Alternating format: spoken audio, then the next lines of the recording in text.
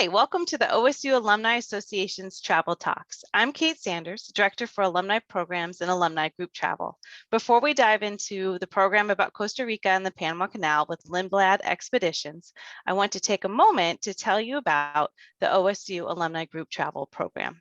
Our travel program has been around for about 30 years, offering about 30 to 40 tours a year to destinations around the world from a variety of well-established and well-respected tour providers, such as Lindblad Expeditions. We promote them to our communities, and when the tours sell well, we send a professor, a university leader, or alumni association representative to join the tour. They provide additional educational content about the destination and the university.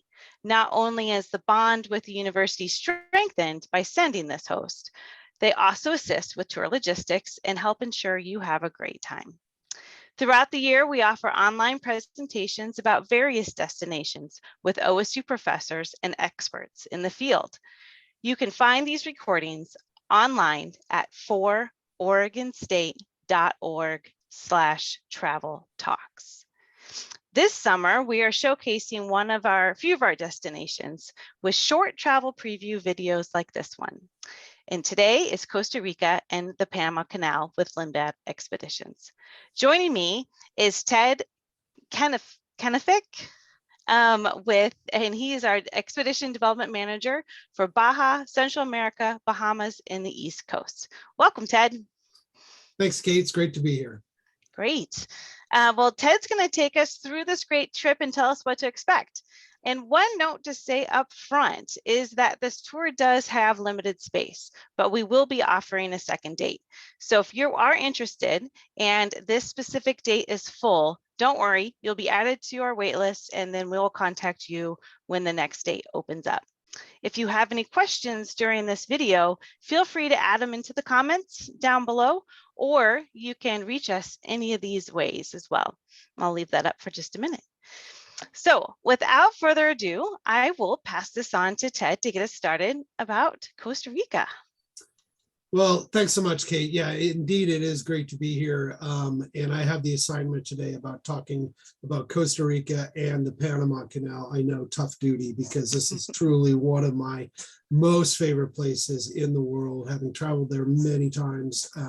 And also, I'm very excited about this itinerary, which we've run for a number of years now, and we feel at Lindblad Expeditions that we kind of got this one down. And while we're always looking at new modifications and things like that, with this itinerary is one that we've operated for some time, and we feel really great about where it is. And of course, the incredible biodiversity and jungles of Costa Rica and the beaches of Isla Coiba in Panama and the Panama Canal, and the incredible marvel of engineering, but also the biodiversity as we go through the Panama Canal. These are really, truly incredible places to be, and I'm very excited to share the itinerary with you today. I'll start by sharing my screen, and hopefully technology works, and we can... As he's doing that, I'll add that I recently got a chance to go on the Channel Islands trip with Lindblad.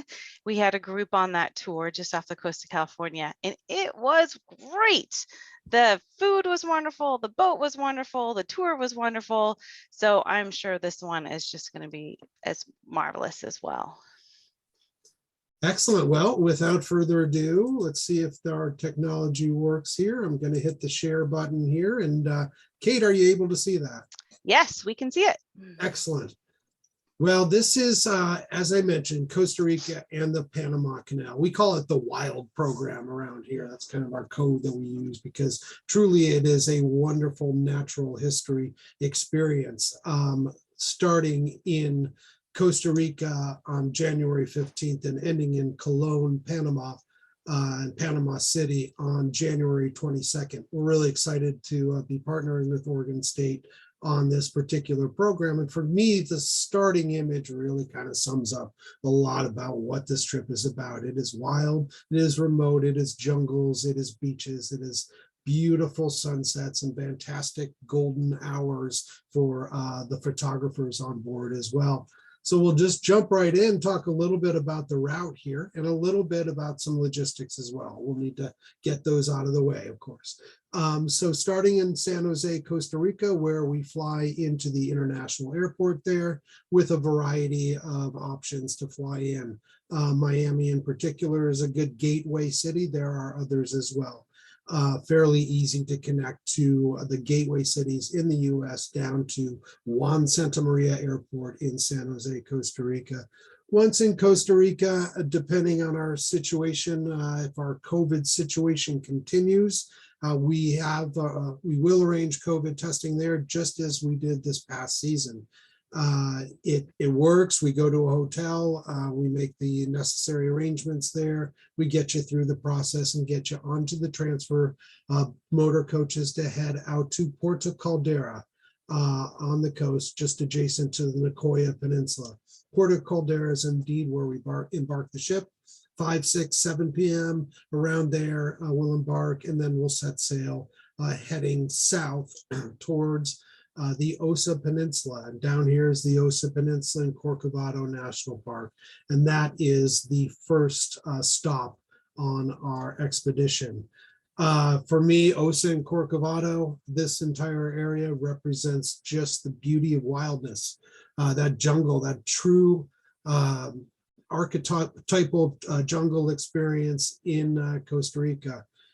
These quotes are just fantastic. And this one by botanist Paul Allen about a century ago, actually, I think is quite fitting. We'll see these magnificent trees with the huge buttresses as they dig into the rather shallow root system below. That's why those buttresses are out there. This is the Golfo Dulce. This side is the Golfo Dulce, and over here is the Corcovado National Park. This is all the Osa Peninsula. We're about 3 days in this area, exploring along the Pacific coast as I move my mouse down along the Pacific coast and then into Golfo Dulce and up here to a place called Rio Seco Rainforest and then over to a place called Playa Blanca. Really fantastic areas to explore, and we'll have about 3 days and seeing unbelievable wildlife along the way with this rather languid capuchin monkey, white-faced capuchin monkey. This is a common animal amongst the 4 species of primates that are in Corcovado National Park. Capuchin monkey, the mantled howlers, we've got the spider monkeys and the really cute squirrel monkey as well. As we move through, the bird life is just astounding, and this is one of the iconic species of this region. So I have to ask real quick, when we are on the side, we're on the boat and we're pretty close to shore. So during the day or in the early evenings, mornings, I bet you can hear a lot of this wildlife because you're pretty close to shore. Is that right?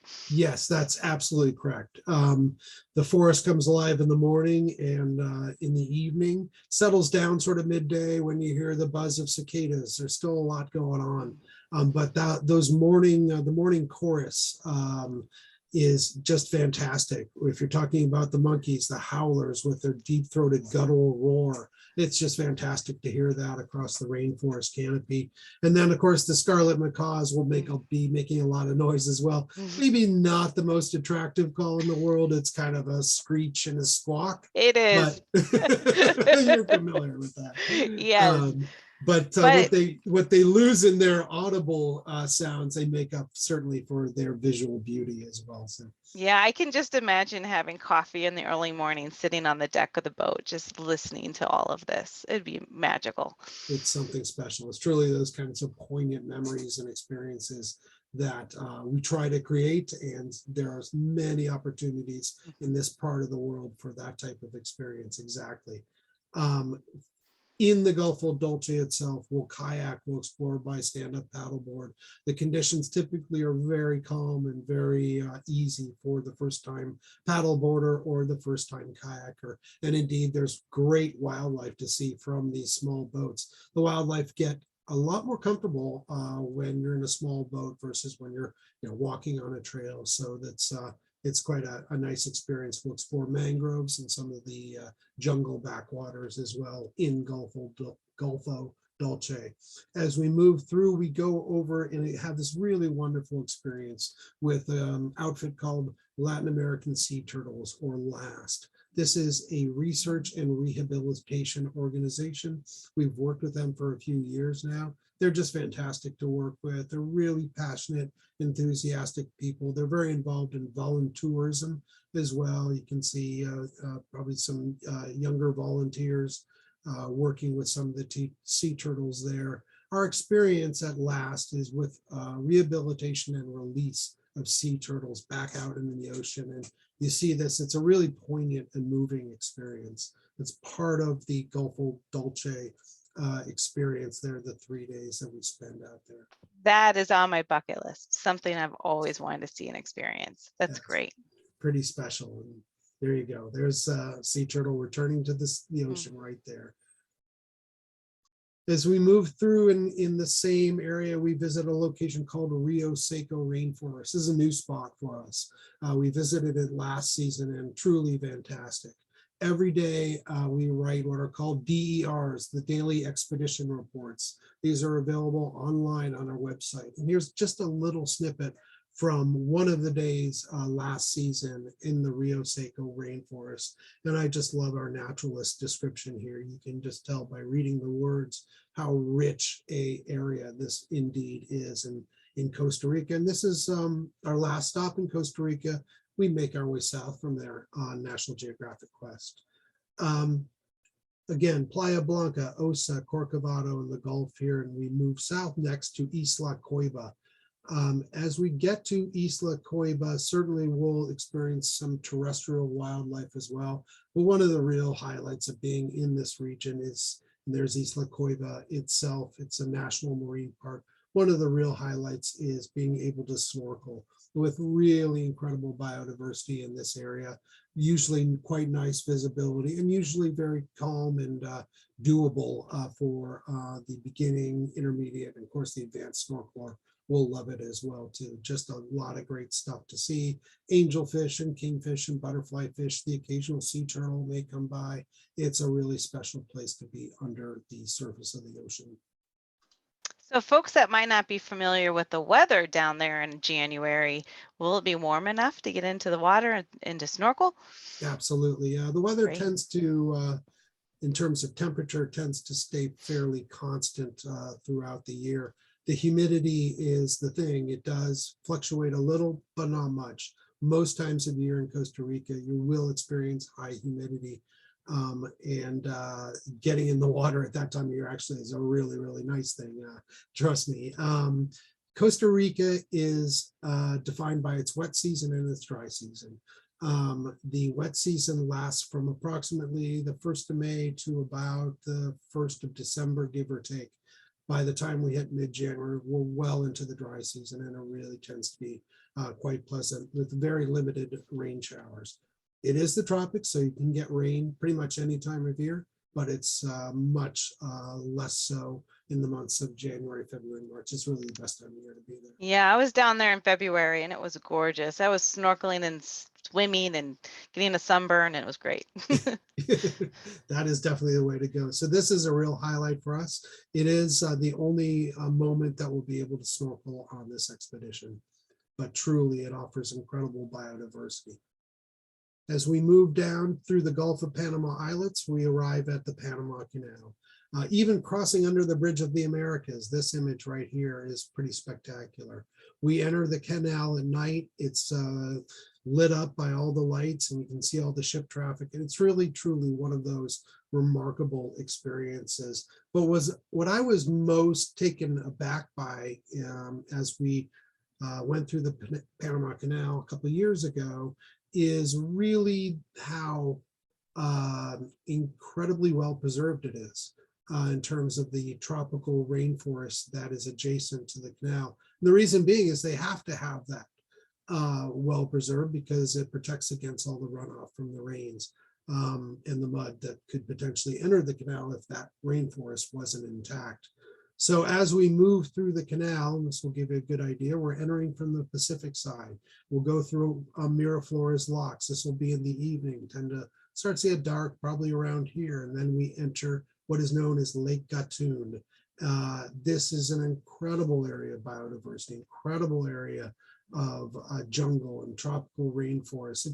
That's really what I've been most blown away about with the experience in the canal, is just the incredible nature that you'll experience as you go through.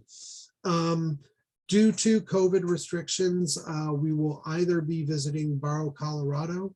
The island was closed last season, but we hope that it's back in place, back up and running and ready to welcome us. If not, we have a wonderful experience here at Gamboa that we can do. That is the majority of this day. You'll actually spend most of this day here in this region, in general Lake Gatun region, before we start through the Gatun locks and on towards Cologne. But just to give you a feel for what it looks like, this is the Barrow, Colorado Research Station. Smithsonian Tropical Research Institute runs the station out there, and they do fantastic work. A lot of folks from all over the world, researchers, scientists, are coming to this station to study the tropical rainforest, really well-preserved example of tropical rainforest. And of course, Gamboa is is fantastic as well, with this canopy tower at the Panama Rainforest Discovery Center. I tell you, there's nothing better than being up on these towers and getting literally bird's eye view as toucans and parrots chatter overhead. You might get monkeys moving through the area. It's really a special experience. In fact, this whole Panama Rainforest Discovery Center area is pretty special as well. And that brings us to Cologne, and I'm going to just go back up here for a second, back to my Panama Canal map, so I can show you a little bit more about how that will work. Once we're through Gatun locks will arrive into Cologne. We usually arrive and have to anchor offshore for the night, which is pleasant. And once we go into Cologne, we'll disembark the ship, and then we'll drive you back to Panama City and the airport, which is at Tucumán International Airport, just outside of Panama City. If indeed we are still required to get COVID tests to return to the US, we will make arrangements to do so. We hope that's not the case, knock on wood, but that is the situation with COVID. If we need to do it, we'll do it. We'll get it set up. We've done it before and it ran pretty smoothly. And so that concludes that itinerary. We'll just kind of scoot to the end. Here's one of the very special animals you have a chance to see, and everybody loves to see these ones, and a pretty good chance to see them. So I will turn it back over to you, Kate. Yeah. I will stop my share now and come back Great. here. And just actually a couple quick questions. What about the boat? How many people are in the boat? About? Sure. 100 guests when it is completely full. We have a staff expedition team of about 10 usually. That includes Costa Rica and Panama are both unique for us in that the people that we work with down there are local contacts. They actually set up the staff, the majority of the staff. So you'll have Costa Rican and Panamanian staff on board, which is really, really great. But so about 100 guests and 10 staff on board the ship. Wonderful. Yeah, and those guests are not all Oregon Staters. I wished that they were, but unfortunately they're not. We don't have that big of a program yet, but maybe someday we'll be able to charter. So you'll be with groups from other schools and other clubs, groups, associations, or general guests as well with us on the boat, but it'll be a lot of fun. And I will go here to share my screen again and just show you a couple of things. We do have a fairly new website, so depending on where you found this video, if it was straight off of Facebook or another social channel, I want to let you know where you can find us. So if you go to fororegonstate.org/travel. You'll see that web address right here on the bottom left-hand corner. This will bring us to our main website, and you want to click this button right near the top that says Get Involved. And then it'll bring down a big drop-down menu, and you'll find us here on the right-hand side under Alumni Travel. You can click that button right there, Alumni Travel, or any of those sub-menus as well. You'll find the navigation on the left-hand side once you're there, our tool calendar, a place to contact us. We do have a group of recent grad trips. So if you have anyone in your family who just recently graduated, they may want to check out those tours as well. We're trying some family and small group departures. So if you've got a family group or a family reunion coming up, give me a call and we'll talk about it. And then we also have resources. So before you head out, no matter where you go these days, be sure to check out the government websites, the information on traveling during COVID, because things are still changing. So you definitely want to stay up to date with where you are going. And then also you'll find our Travel Talks page. This is where all the recordings are for our previous Travel Talk conversations, presentations with professors and experts, as well as these short previews. And lastly, oh, and you'll see there's some at the bottom. You'll see these little thumbnails of our different videos. And lastly, don't forget, we're on Facebook. If you haven't found us there yet, we're there.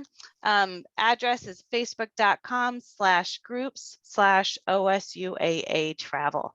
And thank you very much, Ted, for being here today for this wonderful travel preview of Costa Rica and the Panama Canal with Lindblad Expeditions. It was absolutely my pleasure, Kate. Thank you so much for putting this together. And yeah, looking forward to welcoming you on board. Thank you. Have a great day.